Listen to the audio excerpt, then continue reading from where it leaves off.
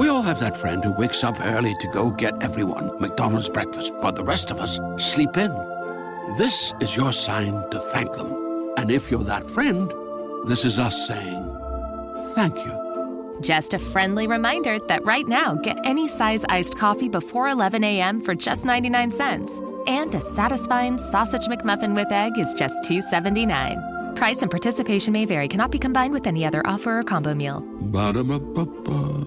Judy was boring. Hello. Then Judy discovered ChumbaCasino.com. It's my little escape. Now Judy's the life of the party. Oh, baby, mama's bringing home the bacon. Whoa, take it easy, Judy. The Chumba life is for everybody. So go to ChumbaCasino.com and play over 100 casino-style games. Join today and play for free for your chance to redeem some serious prizes.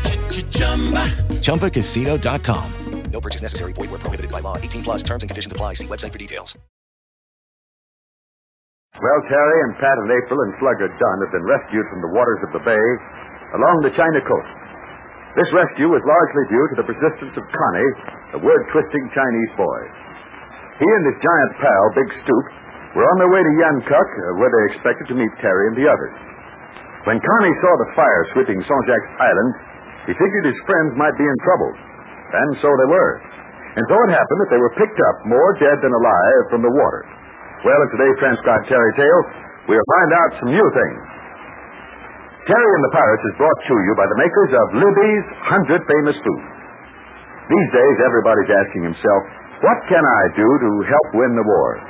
Well, there are at least two very important things that every one of us can do. One is to buy United States defense bonds and stamps. You know, you can get a defense stamp for only 10 cents. And every stamp you buy is a step toward victory. The other thing that every one of us should do is try to keep well and strong. That means, among other things, that you should eat correctly. You should get plenty of protective foods. Foods like Libby's tomato juice. Libby's tomato juice is grand because it's such a wonderful source of vitamins. And it's grand for flavor, too. It's gloriously refreshing with the rich goodness of sun-ripe tomatoes. Yes, you can taste all that, but you can't taste the vitamins. They're there just the same, though, lots of them. Libby's tomato juice is an excellent source of vitamin C and of vitamin A. And it also contains vitamin B1 and vitamin G.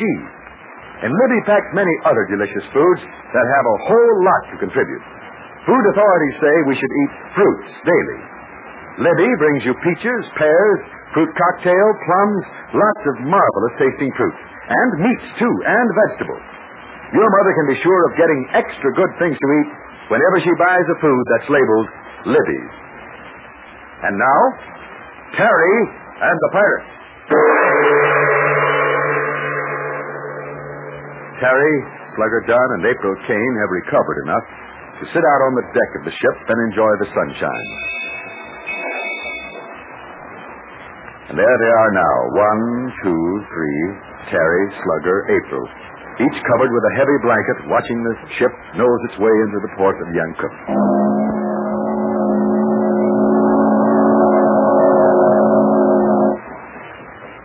What's the news about Pat? The last time the doctor talked to me, he said Mr. Ryan would be all right, except for where he was shot. Well, I don't know whether that's good news or not.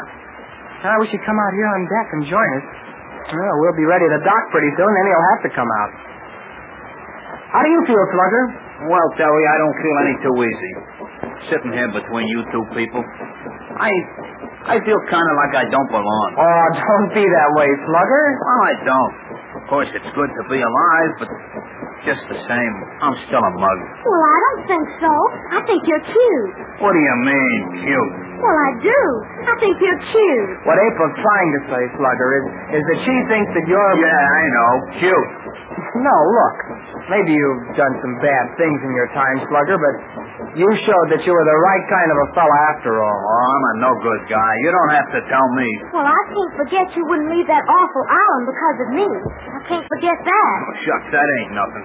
Did you think I was going to shove off from the island with the Baron and leave you back there in that house when it was burning down?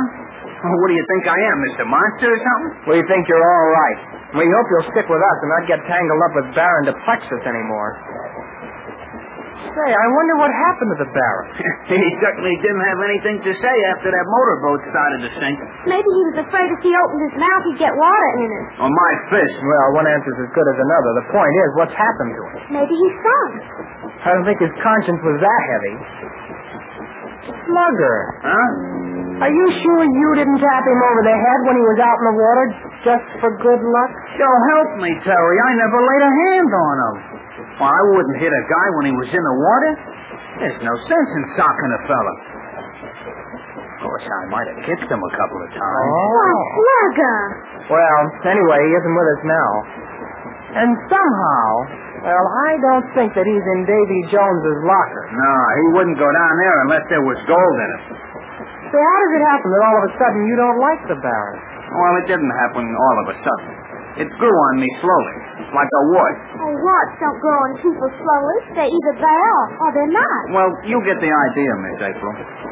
As soon as I found out this here Duplexus is what you call an international crook, well, I just couldn't go for him, see? Or say, I used to know lads back in the States who could run rings around him. A funny accent and a few whiskers don't fool me. But then why should I be bragging? Honestly, truly, Slugger, you look awful cute in that sailor suit. Yeah, it took me too soon. I'm glad I'm sitting down. You know, this outfit I'm wearing is large enough for a big stoop. But I guess we're lucky to be here, wearing anything. Honest, Miss April, you really think I look cute in this here suit? Like a regular sailor, and almost like an admiral. Say, speaking of admirals, here comes the captain. Maybe we'll find out more about Pat. Hello, Captain. Well, how are the refugees? Oh, have we got some refugees aboard? The captain means us, April. We're feeling a lot better, sir. But I don't see why we're refugees. Well, perhaps you're not, Miss Kane. But you could hardly be called paying passengers. Well, have you got any good news for us, sir? Well, you know, of course, about the wireless message we had from Mr. Smythe Heatherstone. He's assuming all expenses. Oh, yeah, now I remember. It was Connie who asked you to wire Mr. Heatherstone about it. That's right. Mr. Heatherstone happens to own this ship, too. And he asked you and Miss Kane and Mr. Ryan, Connie, and Big Stoop to be his guests aboard this ship. And he'll be waiting for you, too, when we arrive in Yankup. Well, that's awful sweet of Mr. what's his name? But what about Mr. Dunn? We can't throw him back in the water. No, hardly. Mr. Dunn, I should like to ask you a question. I was just wondering if you were from San Francisco. Well, why do you ask, Captain? Simply because I have to make a full report of this rescue, and of course I must have certain information. Oh, dear, no. Just imagine anybody thinking Mr. Dunn was from San Francisco. Yeah, just imagine. Why, Mr. Dunn is a very good friend of mine from back home. Yeah, that's right. Yeah. Yes, and where is your home, Miss Kane? Why, I'm from Virginia, more or less. Mr. Dunn, you don't talk like a Southerner. You see, that's because at an early age I was under other influences. I moved around a lot. Yes, that's right. He moved around a lot. I see. Well, thank you. I'm sorry we haven't any papers or passports to identify us, Captain, but, well, I guess they were all lost in the water. Yes, isn't that too bad? Especially for Mr. Dunn. Well, we'll take your word for it. We'll have to. As long as Mr. Smythe Heatherstone vouches for you, I think there'll be no trouble. Well, I'll see you again before you go ashore. Good day. Good day. Boy, when he mentioned Frisco, I thought I was a goner. You saved my bacon that time, Miss April. You must have figured I pulled some kind of a wrong job back in that town. Well, I wasn't going to let you get into any trouble after what you did for me. But you almost did. I'd like to know what part of Virginia Mr. Slugger Dunn came from. Well, Terry, you say yourself, any port in a stone. I give up. And look, Miss April, I ain't so good at making speeches, see, but, well, I know a lot better than you. Just how you saved my hide for me, see? Oh, it doesn't mean a thing, really. Well, my hide means everything to me. And I'm glad I got it. Now that I'm sticking with you folks from here on in, and I'll massacre any guy that tries to bother you, see? Well, that's mighty nice of you to say that, Slugger. We'll get together with Pat and talk this whole thing out. Say, I wonder how far we are from Yankup.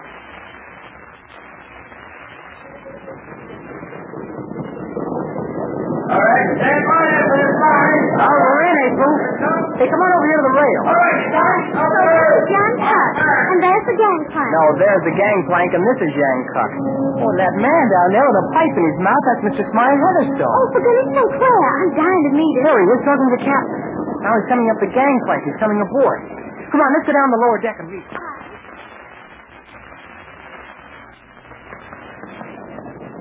Well, Mr. Heatherstone, it was mighty nice of you to see that we were well taken care of, sir. Yes, indeed, Terry Lee, my boy. Well, and you're able to walk, I say, you know.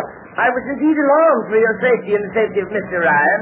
I want to congratulate you gentlemen on what you've done, you know. Well, I'm afraid it wasn't very much, sir. Of course, we did find Dylan Kane back there in Indochina. Oh, yes, of course you did. I've been in touch with Mr. Kane, and he expects to be back at his post at my plantation very soon.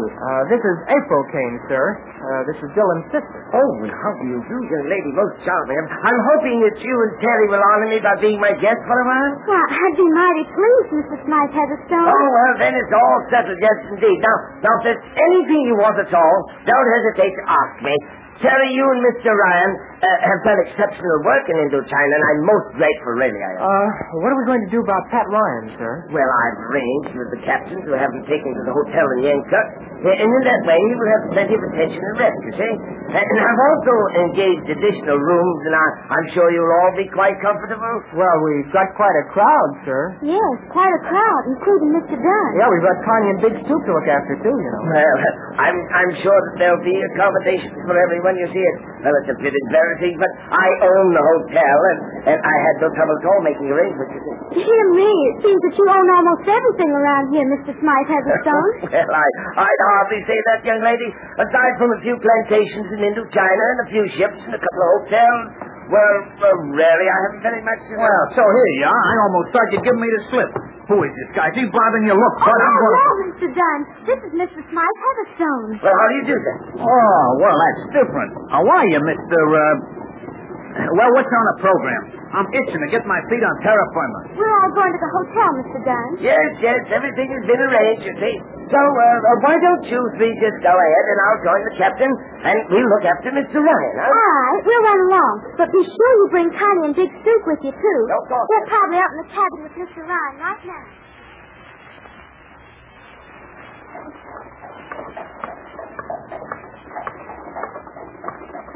Look, Terry, I can't go wandering around in this sailor outfit. I don't feel right. Well, for that matter, I don't think any of us do. Yep.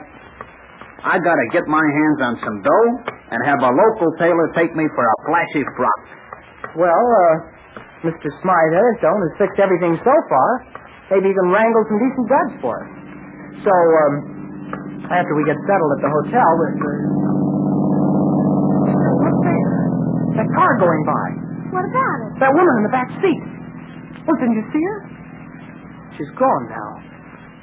Say, I better tell Pat about this. I hope we're not walking into more trouble. Well, for goodness sake, why should the sight of a woman make you think of trouble?